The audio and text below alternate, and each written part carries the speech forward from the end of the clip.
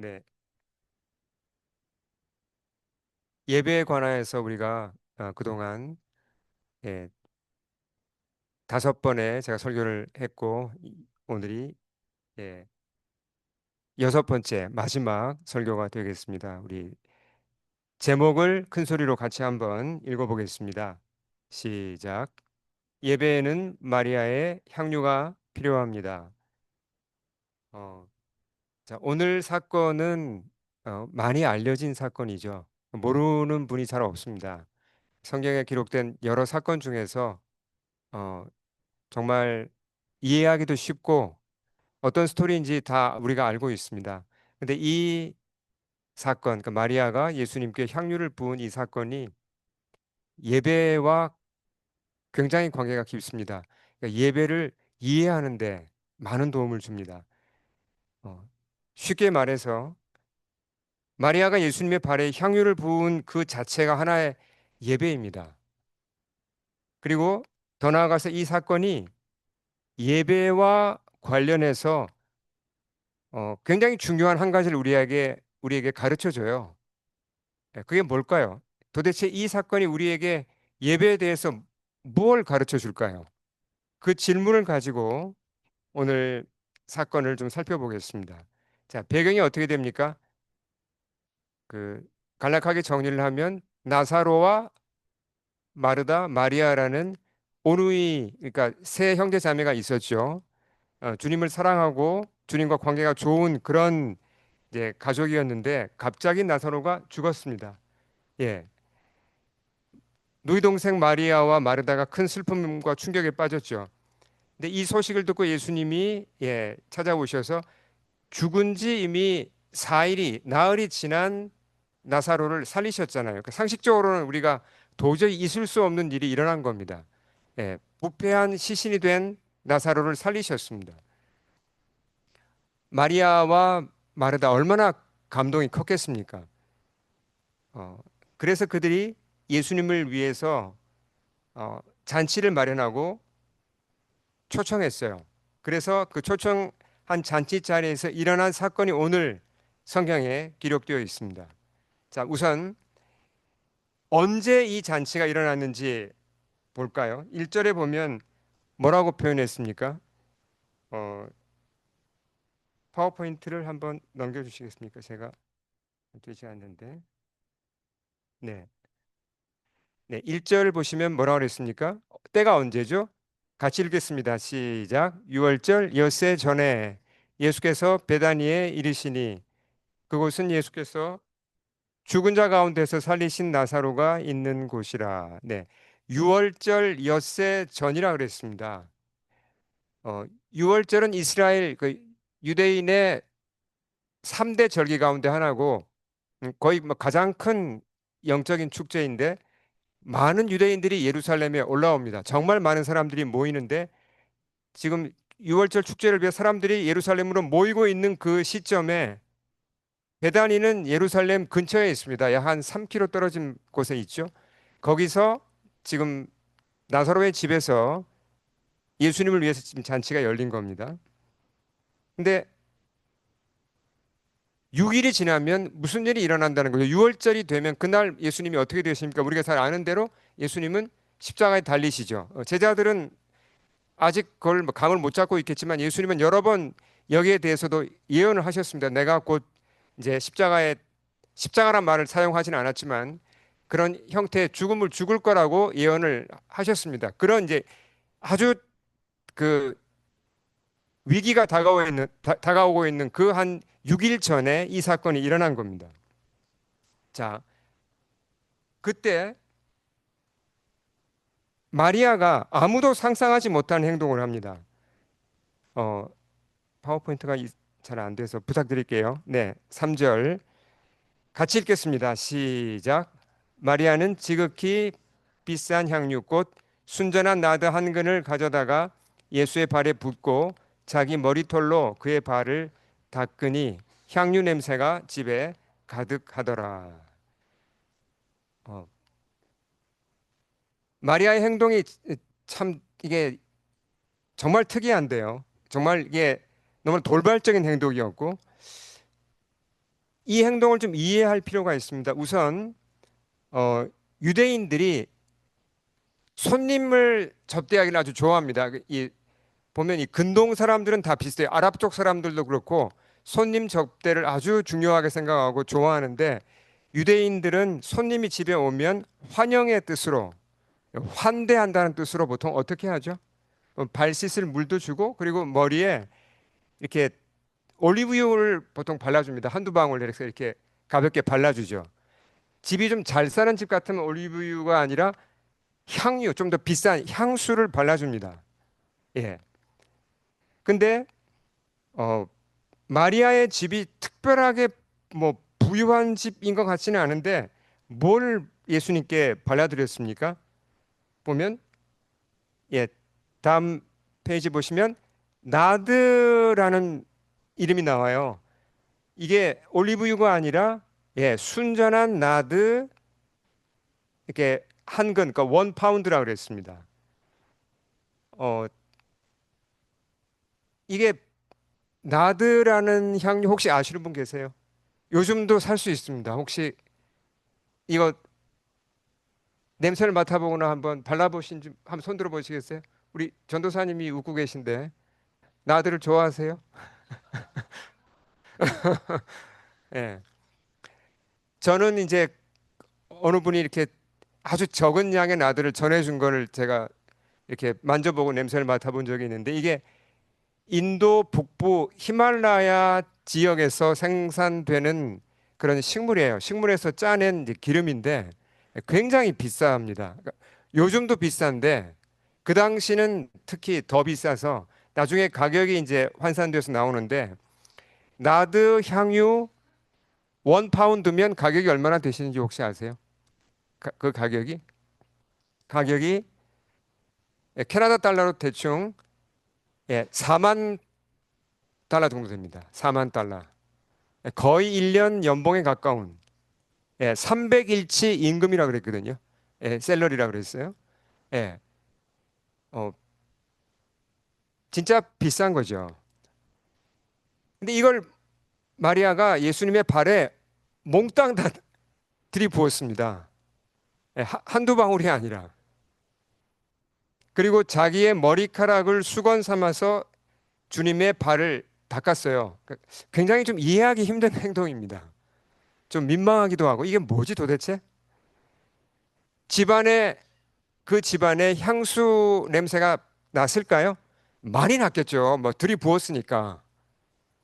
근데 이 장면을 지켜보는 사람은 그 예수님의 제자들과 사람들이 그 행동이 향기롭게 느꼈을까요? 아니면 저 뭐 이렇게 이상하다고 느꼈을까요? 마리아의 행동은 향기롭지 않았어요. 사람들에게는. 예, 좀 불쾌감을 주는 그런 행동이었습니다. 특히 예수님의 제자 중에 하나인 가룟 유다가 기분이 상했다는 투로 이렇게 비난했죠. 5절 볼까요? 같이 읽겠습니다. 5절 시작. 이 향유를 어찌하여 300데나리온에 팔아 가난한 자들에게 주지 아니하였느냐. 자, 여기 300데나리온이 300일치의 셀러리죠. 그러니까 뭐 4, 5만 불 되죠. 예, 적어도. 어, 실제로 유다의 말이 보면 일리가 있습니다. 그 향수니까 향수는 한두 방울만 뿌려도 냄새가 아주 잘 납니다.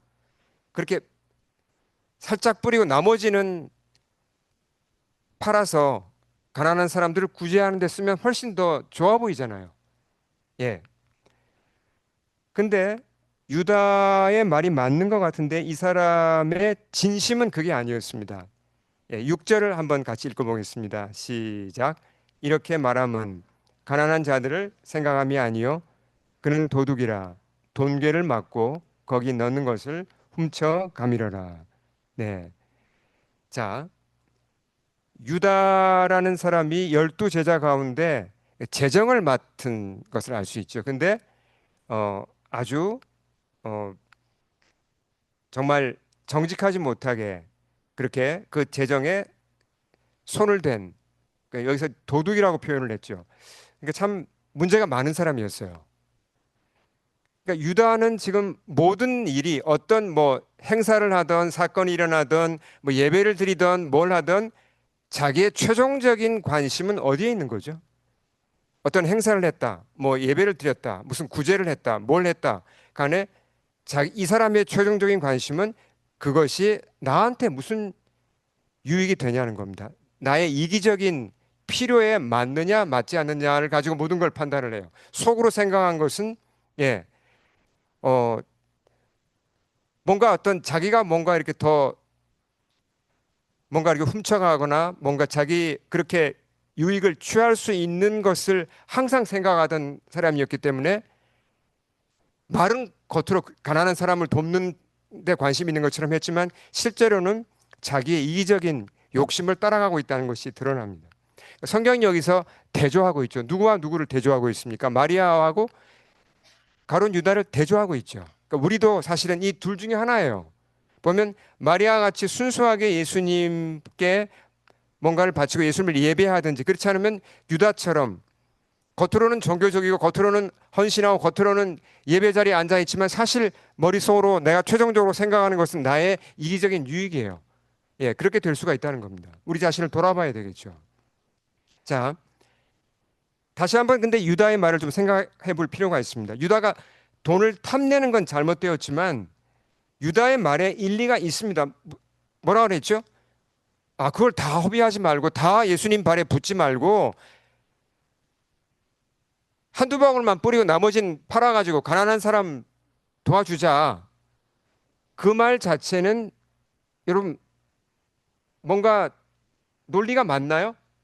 설득력이 있나요? 설득력이 있죠. 예, 예. 자, 그러면 마리아의 행동을 보겠습니다. 마리아가 그 1파운드에 해당하는 그 향유를 예수님 발에 다 부은 그 행동을 도대체 어떻게 보아야 합니까? 잘했다. 아니면 잘못했다. 이거 우리가 어떻게 봐야 되죠? 솔직하게 여러분 어떻게 생각하십니까? 정말 이해가 너무나 잘 된다고 하시는 분 한번 손 들어 보시겠어요? 나는 이 마리아가 너무나 이해가 잘 된다. 예, 손 드시는 분이 계시네요. 예. 근데 난 도저히 이해가 안 된다. 그런 분도 분명히 계실 거예요. 그렇죠?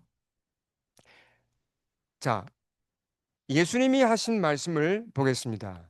마리아의 행동에 대해서 7, 8절을 세 번역으로 우리 한번 읽어보겠습니다. 시작. 그대로 두어라. 그는 나의 장사하는 날에 쓰려고 간직한 것을 쓴 것이다. 가난한 사람들은 언제나 너희와 함께 있지만 나는 언제나 너희와 함께 있는 것이 아니다. 예수님이 마리아의 행동을 인정했습니까? 어떻게 해죠? 인정을 하셨어요. 그대로 두라 그랬어요. 마리아가 잘했다는 겁니다. 그러면서 뜬금없이 예수님이 하신 말씀이 당신의 장래, 죽음과 장래 얘기를 하십니다. 어, 예수님도 그러니까 참 사람들이 상상하지 못한 말씀을 여기서 하신 거예요. 갑자기 본인의 장래 얘기를 하시면서 장래와 관계된 일을 한 거다. 지금 마리아가 한 행동은 그렇게 얘기를 하신 거예요. 어, 실제로 이 이스라엘과 중동 지방에서 사람을 장례할 때 그 시신에 이런 향유를 바릅니까? 그렇죠. 이런 향유나 향품을 씁니다. 그 시신에다가. 어, 물론 예수님이 지금 이렇게 하신 말씀을 마리아가 다 그걸 이해하고 한 건 아닐 겁니다. 마리아가 6일 후에는 예수님이 돌아가시고 장례를 치르고 이걸 다 알고 향유를 부은 건 아닐 거예요. 그렇지만 마리아가 어느 정도는 예수님의 죽음을 예감하고 있었다는 겁니다. 자, 그럼 예수님이 제자들에게 미리 내가 죽을 거다. 내가 고난을 받고 버림을 받고 이렇게 찔려 죽을 거다. 그런 십자가의 죽음을 예고를 하셨나요? 여러 번 하셨죠. 근데 제자들은 믿었습니까? 믿지 않았죠. 그리고 감을 잘 잡지 못했습니다. 그런 일이 일어나리라고는 제자들은 어, 생각하는 것조차 그걸 피했어요. 근데 마리아는 예수님의 말씀을 아마 받아들이고 생각을 많이 했던 것 같아요. 아, 예수님 죽으시는구나. 그런 것을 생각을 많이 했던 것 같습니다. 예. 그러니까 우리가 마리아를 이해하는 입장에서 보면 자, 어떻게 해서 이런 행동을 한 거죠? 마리아가 예수님을 사랑했습니까? 네, 사랑했죠. 그리고 예수님이 어디까지 보았습니까? 자기의 오빠인 나사로가 죽었는데 살리는 것을 경험했죠. 오빠가 살아났다는 것도 기쁘지만 그게 다가 아니잖아요. 예수님이 저런 분이구나. 죽은 사람도 살리는 분이구나. 그 예수님에 대해서 마리아가 더 알게 된 거예요. 그러면서 예수님을 정말 하나님의 아들로 믿고 그리스도로 믿게 된 거죠. 언니와 함께. 근데 예수님이 죽는다는 걸 생각하면 너무 마음이 아프고 그러면서 예수님께 대한 감사를 어떻게 표현할까? 예수님께 대한 사랑을 어떻게 표현할까?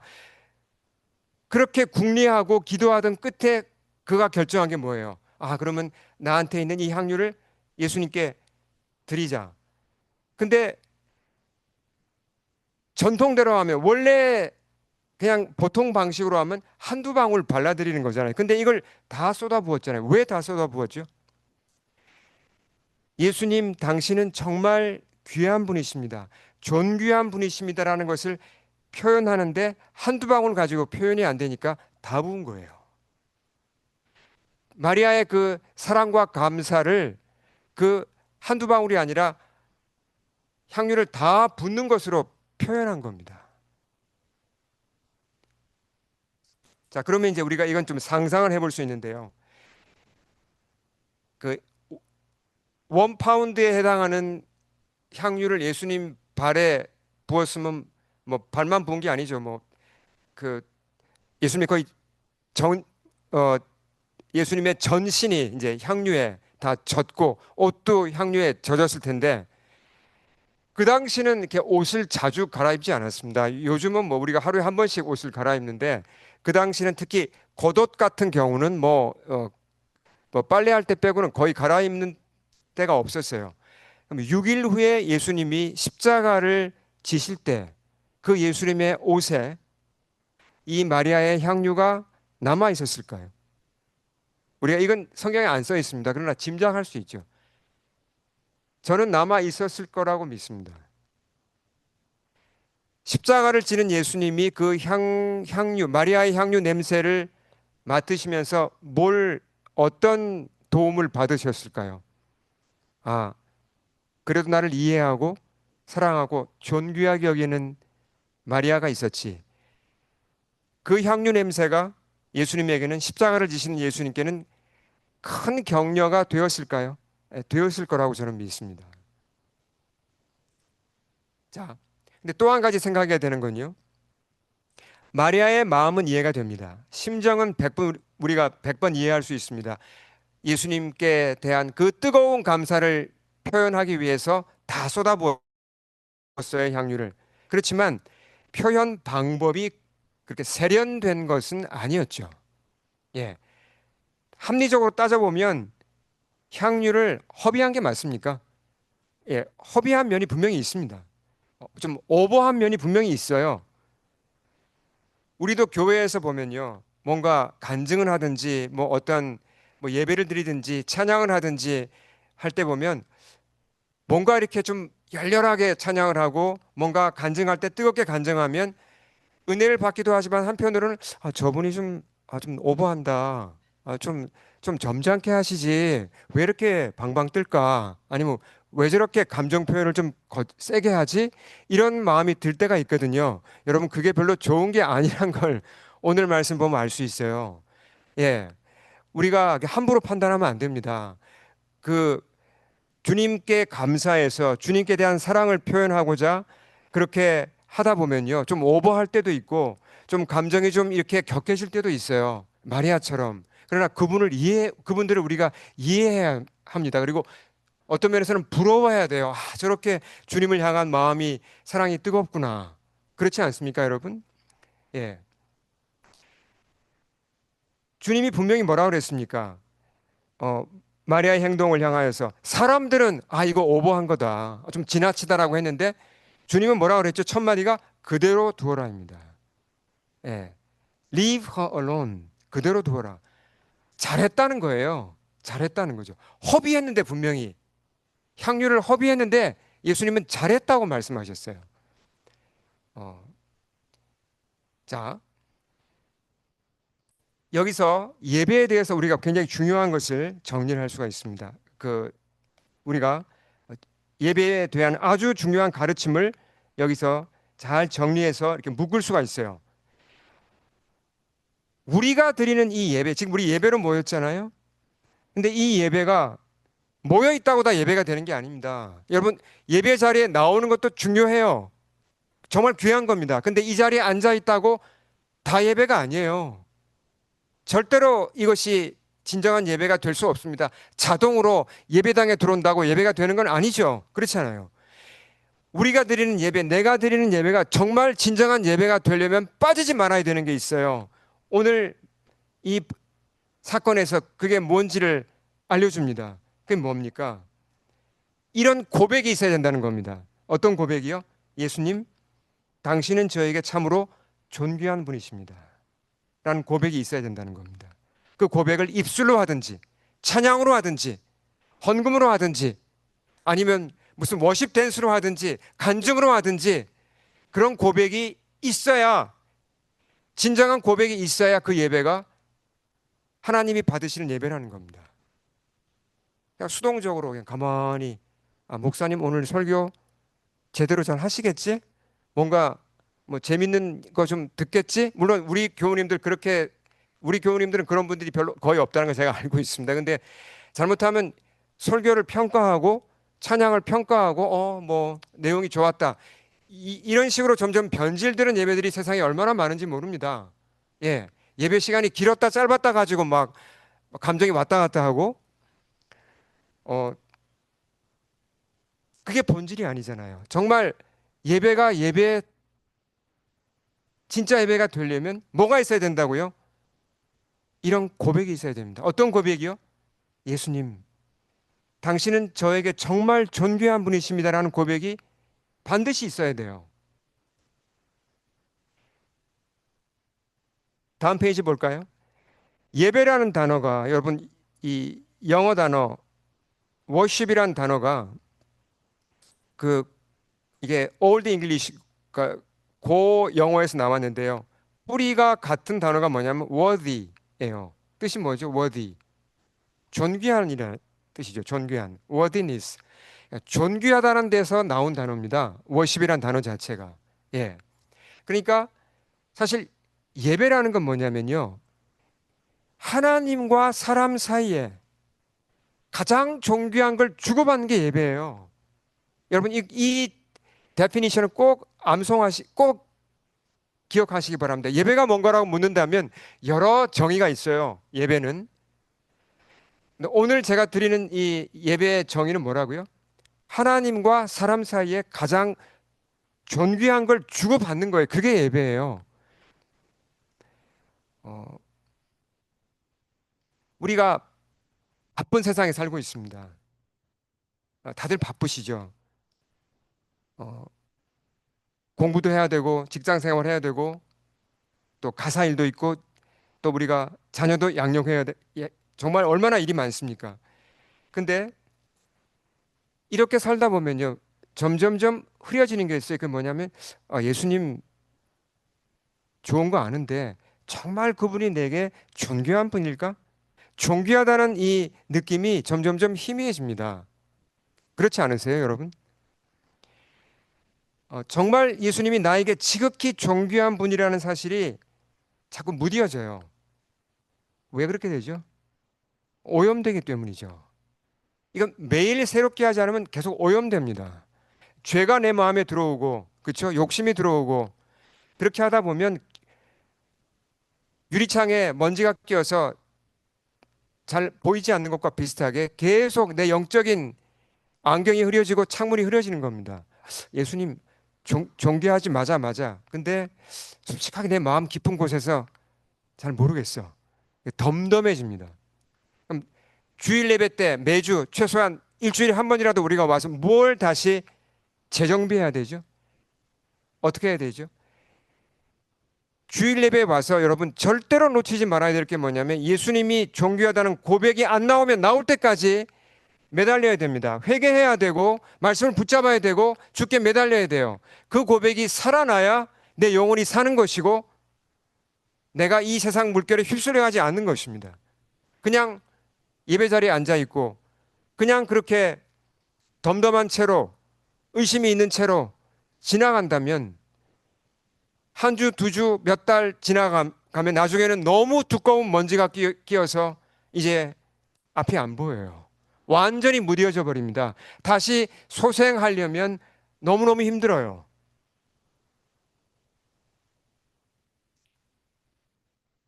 자, 다시 말의 행동을 좀 점검해 보겠습니다. 음, 마리아가 한두 방울이 아니라 그 나드 향유를 몽땅 다 예수님께 부었다 그랬죠. 허비 맞습니다, 이거. 허비 맞아요. 솔직해야죠. 허비인데 사랑에는 허비가 따릅니까? 사랑하게 되면요. 허비도 할 수밖에 없어요. 그러니까 이게 효율적으로 잘 안 됩니다. 무슨 얘기인지 제가 하나 예를 들어 보겠습니다. 제 친구 하나가 한국에 살고 있고 건강에 그렇게 좋지 않습니다. 뭐 병들어 누워 있는 건 아닌데 뭐 어깨도 아프고 뭐 이제 나이가 60이 되니 넘어가니까 뭐 이래저래 아픈 것도 있고 이제 그렇게 이제 건강 유지 이제 겨우 하면서 살고 있는데 그 친구의 딸이 그 미국 뉴저지에 살아요.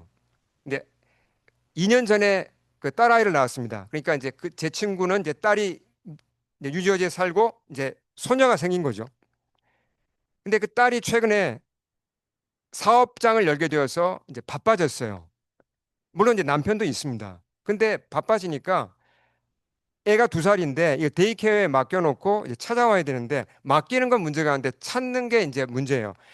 일이 늦게 끝나니까 찾아올 사람이 필요한 겁니다. 차를 몰고 가서 찾아서 집으로 데리고 오는 그 일을 자기 아빠한테 부탁한 거예요.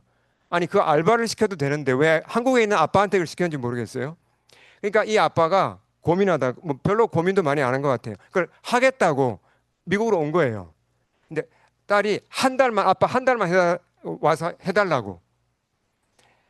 사실 근데 한국에 살던 분이 미국까지 와가지고 그거 운전해서 매일 그 손녀가 사랑스럽긴 하지만 데이케어 끝나고 찾아오는 거 그거 그렇게 쉬운 일은 아닙니다. 그리고 비용도 자기가 다 내가지고 비행기 값 내고 와서 예, 한 달 동안 그 일을 해야 되는데 그 기쁨으로 그걸 하더라고요.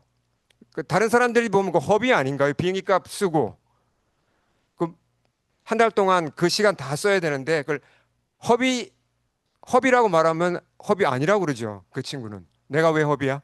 내가 내 딸을 사랑하고 내 손녀를 사랑하는데 그렇게 되죠. 근데 객관적으로 보면 허비잖아요. 예. 왜 이렇게 비싼 비행기 값을 씁니까? 그런 일을 하는데 그냥 알바생 쓰면 되지. 근데 사랑하니까 뭐죠? 사랑에는 허비가 따릅니다. 허비도 받아들이는 겁니다. 그게 사랑이죠. 자, 다음 말씀 우리 크게 읽겠습니다. 전도서 11장 1절을 우리 같이 한번 읽어보겠습니다. 시작. 너는 내 떡을 물 위에 던져라. 여러 날 후에 도로 찾으리라. 제가 이 말씀 참 좋아하는데 몇 번 이제 인용한 적이 있죠. 이게 무슨 말씀입니까, 이게? 왜 갑자기 뜬금없이 빵을 물 위에 던져라 하고 그러면 여러 날 후에 도로 찾으리라. 물 위에 던진 빵을 어떻게 찾아요? 다 어디로 사라져 버리죠. 그렇잖아요. 근데 이 말씀은 이제 여러 의미가 있습니다. 근데 가장 중요한 의미가 이제 구제하라는 거죠. 예, 구제하라는 빵은 이제 식량이고 빵을 이제 구제하는 게 마치 그냥 밑 빠진 독에 물 붓기 비슷하게 보이잖아요. 구제해서 과연 이 사람들이 뭔가 진짜 뭐 일어날까? 우리가 노숙자 구제를 합니다. 근데 과연 우리가 샌드위치를 어떻게 보면 지금 던지고 있잖아요. 복음도 함께 던지긴 하지만 이게 얼마나 효과가 있을까? 이거 밑 빠진 독에 물 붓기가 아닌가? 그냥 물 위에 빵을 던지는 게 아닐까? 이게 무슨 효과가 있을까? 그냥 좀 낭비하는 것 같고 그렇잖아요. 근데 성경은 분명히 그렇게 하라고 합니다. 그러면 그냥 허비처럼 보여도 계속 하라고 해요.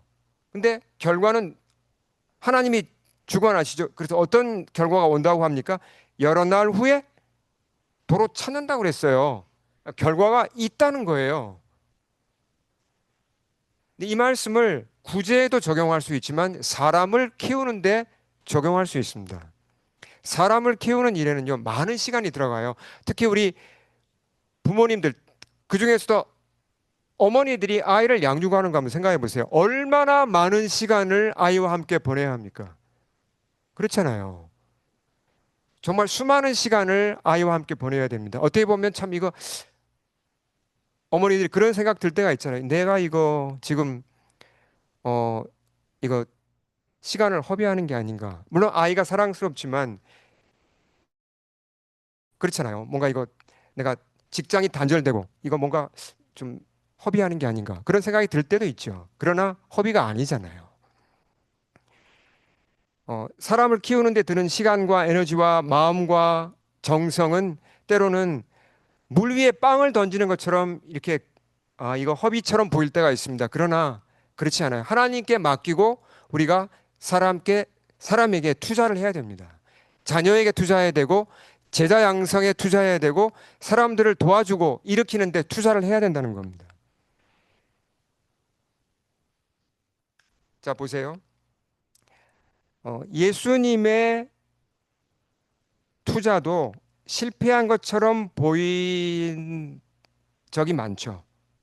자, 예를 들어 보겠습니다. 오늘 본문에 누가 나왔죠? 12제자 중에 유일하게 나온 사람이 언급된 사람이 가룟 유다입니다. 예수님에게 있어서 12제자는 무지무지 중요하죠. 예수님 3년 정도밖에 사역 안 하셨어요. 그 딱 3년 내지 3년 반. 그 소중한 시간 동안 예수님이 메시아로서 사역하는데 그 시간에 아주 많은 부분을 12명하고 보냈습니다. 그들과 함께 지내면서 그들 가르치고 그들한테 보여주고 그렇죠? 실습시키고 그들을 키웠잖아요. 그러면 그 12명을 뽑을 때 어떻게 뽑아야 되죠? 정말 잘 배울 사람 뽑아야 되잖아요. 근데 예수님이 가룟 유다를 봤을 때 처음부터 몰랐을까요? 그 사람이 배신할 가능성이 있고 속이 이중적이고 그건 몰랐을까요? 예수님이 당연히 알았죠. 근데 왜 뽑았습니까? 그런 사람을. 사회에서는 그런 사람 절대로 안 뽑습니다. 딱 보면 알죠. 벌써 이 사람 입사해서 이 사람 배신 때릴 사람이야. 처음부터 딱 차단합니다. 정확하게 딱 다 막아요. 얼마나 철저하게 2차, 3차 면접 봐가지고 다 걸러냅니까? 근데 예수님은 유다가 그런 사람인 줄 알고 뽑았잖아요. 그럼 뽑아놓고도 너는 저 좀 맨 뒤에 꼴찌에 있다가 내가 시간 날 때만 좀 도와줄게. 이렇게 도왔습니까? 아니죠.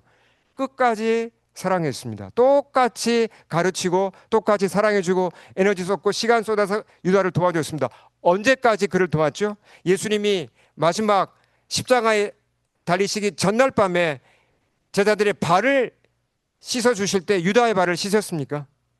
그때 그 자리에 유다도 있었습니다. 예수님은 유다를 버린 적이 없어요. 끝까지 그에게 다 쏟아부었습니다. 시간과 마음을 다 쏟아부었어요. 유다가 버린 거죠. 예수님 버린 적이 없습니다. 유다에게 드린 그 예수님의 시간과 마음과 정성이 낭비처럼 보였잖아요. 왜? 그가 결국 예수님 배신했으니까. 낭비였습니까? 아니요. 낭비 아닙니다. 왜 아니죠? 오늘날도 보세요. 많은 사람들이 유다를 도왔던 예수님, 유다를 끝까지 사랑했던 예수님 보면서 은혜를 받아요. 왜 은혜를 받죠? 야, 유다같이 이런 배신자도 이렇게 간사한 사람도 예수님은 끝까지 사랑하시고 버리지 않으셨구나. 이걸 알게 되면 사람들이 어떻게 되죠? 예수님이 나를 절대로 버리시지 않을 거야. 유다를 끝까지 사랑하신 그분이 왜 나를 버리시겠어? 아니야. 끝까지 사랑하실 거라고 알 수 있게 되는 거죠. 자, 저를 봐도요.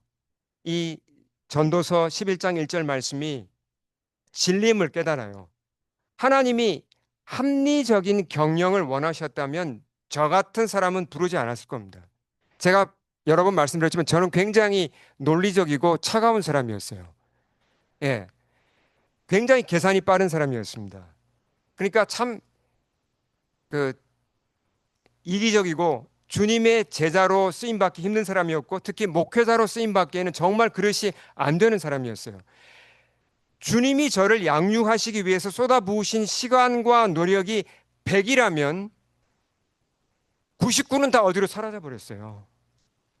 한 일도 근데 일 많이 남았으면 한 1쯤 남은 것 같아요. 100% 중에 1% 정도 남아서 제가 그 겨우 받은 거예요. 나머지는 제가 다 걷어차 버리고 다 허비했어요.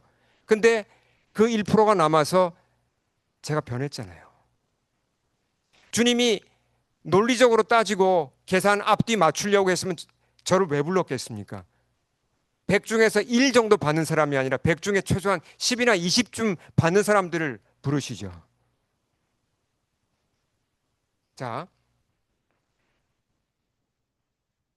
예배 정의가 뭐라고요, 여러분? 다시 한번 자, 크게 한번 우리 잊어버리지 않게 한번 소리를 내서 한번 따라해 보겠습니다. 자, 한 소절씩 따라하겠습니다.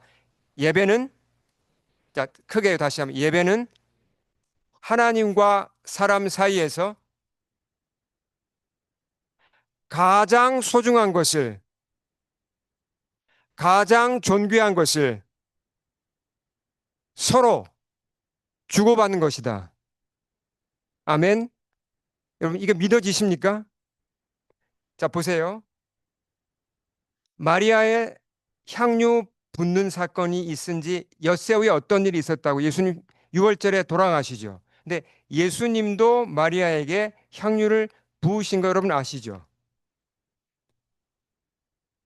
마리아뿐만 아니라 제자들에게도 향유를 부으셨고 당신을 따르는 모든 자들에게 예수님은 향유를 부어 주셨습니다. 더 나아가서 논리적으로 따지며 대들었던 사람들에게도 향유를 부어 주셨고 심지어 당신을 못 박은 사람에게도 향유를 부어 주셨습니다.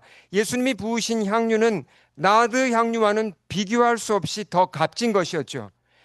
그 향유가 무엇이었습니까? 다음 페이지 볼까요? 최후의 만찬에서 주님이 포도주가 든 잔을 손에 들고 이렇게 말씀하셨습니다. 우리 같이 마태복음 26장 같이 읽겠습니다. 시작. 죄 사함을 얻게 하려고 많은 사람을 위하여 흘리는 바 나의 피 곧 언약의 피니라. 향유로 안 하시고 주님은 피로 하셨습니다. 향유가 귀한가요? 피가 더 귀한가요? 피가 훨씬 귀하죠. 왜 향유를 붓지 않으셨죠? 향유를 붓는 것도 존귀하다는 표현이잖아요. 예수님이 마리아를 향하여 어, 마리아야, 네가 정말 존귀하구나. 향유를 부을 수도 있죠. 근데 예수님은 향유 대신 피를 주셨습니다. 그것은 존귀함을 표현하면서 동시에 뭐죠? 향수로는 죄를 덮을 수 없잖아요. 마리아의 죄를 덮어서 정말 존귀한 자가 되게 하려면 마리아의 죄를 씻어야죠. 우리의 죄를 씻어야죠. 그래서 주님은 향유보다 비교할 수 없이 값진 피를 피로 우리에게 바르시고 피를 다 쏟아 부어 주셨습니다. 그 예수님의 피의 의미가 무엇입니까? 마리아야, 네가 이처럼 소중하다. 너는 나에게 이처럼 존귀한 자야라는 메시지잖아요. 여러분 믿으십니까? 아멘. 이번 그 지난주에 있었던 파리 사하라 선교 축제는 이제 타이틀이 약간 좀 애매하긴 한데요. 파리 사하라 파리 포럼이죠. 파리 포럼이라고 하면 약간 이름이 좀 애매한데 풀었으면 그 브로건 아프리카 선교사들의 선교 대회입니다. 예, 제가 광고 시간에 좀 사진도 보여드리고 할 거고, 그때 이제 제가 지난주에 그래서 여러 선교사님들과 이제 대화를 나누는데 한 그 가정과 나눈 대화에서 제가 배운 것을 잠깐 나누고 마치겠습니다.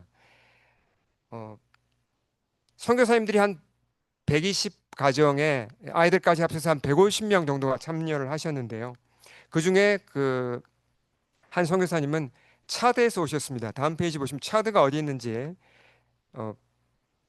한번 페이지를 넘겨주시겠습니까? 예. 차드가 아프리카 중에서도 가장 가난한 나라 중에 하나입니다. 어, 아프리카 중부에 있죠. 근데 차드까지 가기도 힘든데 이 선교사님 부부는 차드의 수도로부터 남쪽으로 800km 정도 떨어진 아주 오지에서 선교를 하세요. 그러니까 학교를 이제 학교 사역을 하시면서 전도를 하시는데 그분들이 인간적으로는 학벌도 좋고 그러니까 어, 그냥 한국에서 사셨으면 그 편히 살 수 있는 분들인데 지금 차대에 가신 지 20년이 됐다고 합니다.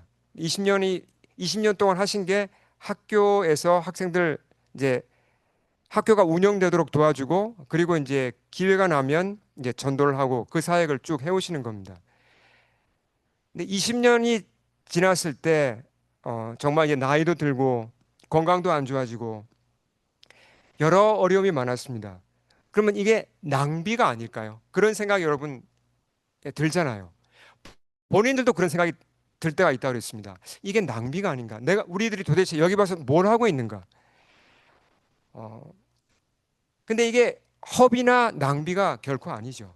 자, 이 선교사님 그 가정을 통해서 주님이 차드 사람들에게 뭘 보여주고 있는 겁니까? 주님이 보여주시는 것은 뭐냐면 내가 너희를 이렇게 존귀하게 여긴다는 겁니다. 내가 차드 사람들을 이처럼 존귀하게 여긴다는 걸 보여주는 거예요. 그거 하나만으로도 족한 겁니다. 예. 한국에서 저 그 사람들이 알지 못하는 저 한국이란 작은 나라에서 거기서 정말 편히 살 수 있는 사람들이 왜 그 차드 정말 시골 구석에 와서 그 고생을 하면서 참 음식도 잘 맞지 않는 곳에서 그렇게 고생하면서 20년째 그러고 있는가? 주님께서 차드 사람들을 그만큼 사랑하시고 그들에게 사랑을 보이기 원한다는 겁니다. 선교 대회를 통해서 분명히 드러난 것은 그런 선교사님들의 헌신이 결코 헛되지 않는다는 거예요. 하나님이 일을 하시고 하나님께서 전도서 11장 1절 말씀과 같이 때가 되면 열매를 거두게 하신다는 겁니다. 그래서 우리 이제 다 함께 기도로 들어가겠습니다. 자, 눈을 감겠습니다. 제가 다시 한번 예배의 정의를 말씀드리겠습니다.